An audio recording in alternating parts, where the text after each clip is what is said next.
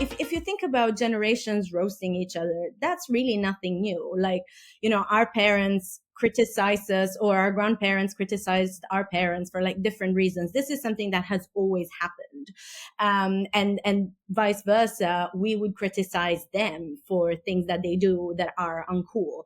But I think like the generational beef has been kept offline largely. And, I think even in the press, like what I remember is like boomers roasting millennials because, of our avocado on toast and Netflix subscriptions making us unable to buy houses. So I think it's only natural then that when you have generations that are very online, like millennials, because we were the first digital natives and adopters, and then Gen Z, who are fully born into an online world, then obviously you see these clashes playing out not so much anymore on newspaper column inches, but on content creator platforms.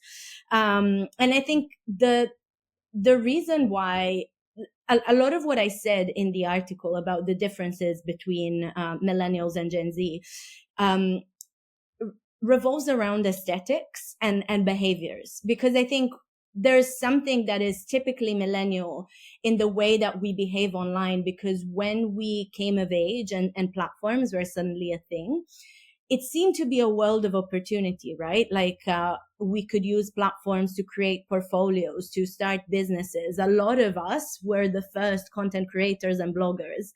And on top of that, platforms were a more hopeful place back then, because it was a way Definitely. to connect.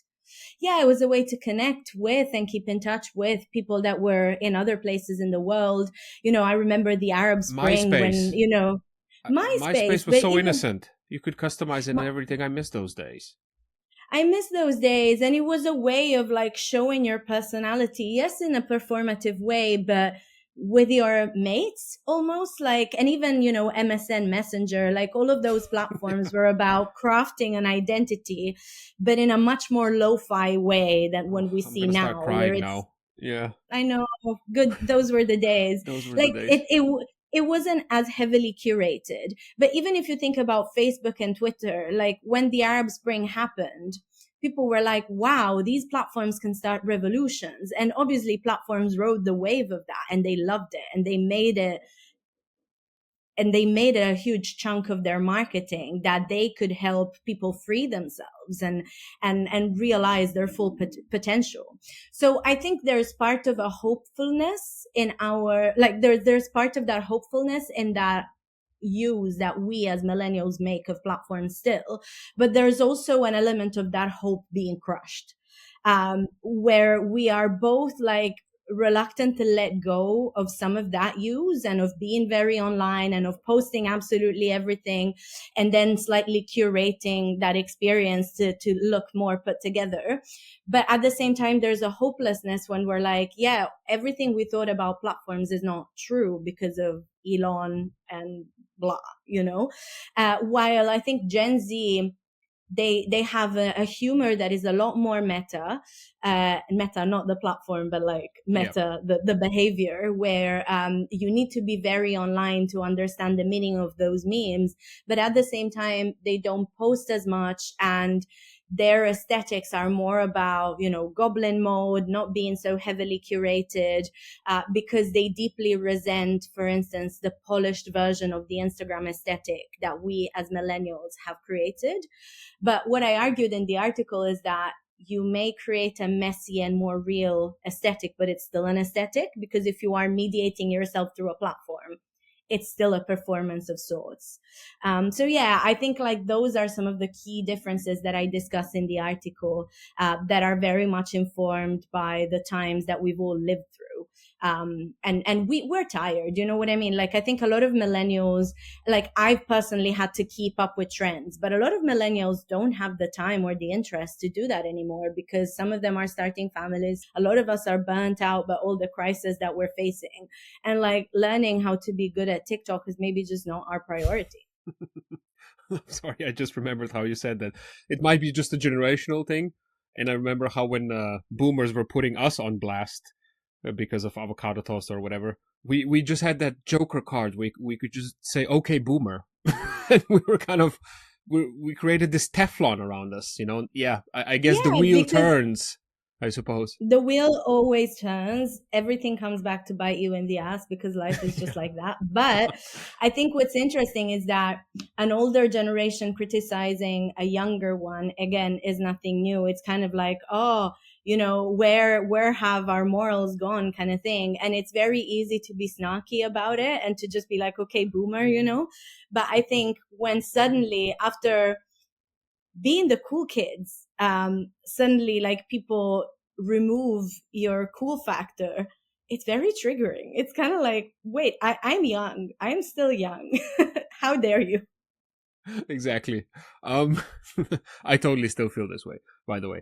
Okay, if we're being a bit more specific, the list of kind of millennial offenses to Zoomer sensibilities is pretty long these days. I researched it, and it goes from stuff like skinny jeans, no go, obviously, tucking in shirts, selfie techniques. Apparently, you're supposed to use the back camera now, not the front.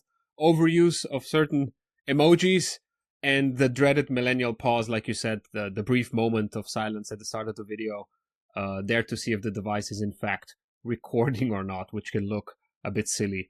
Some of these are clearly internet related, but some, like what not to wear, skinny jeans, I don't know, are not. So can't we just chalk everything up to just different aesthetic preferences at the end of the day?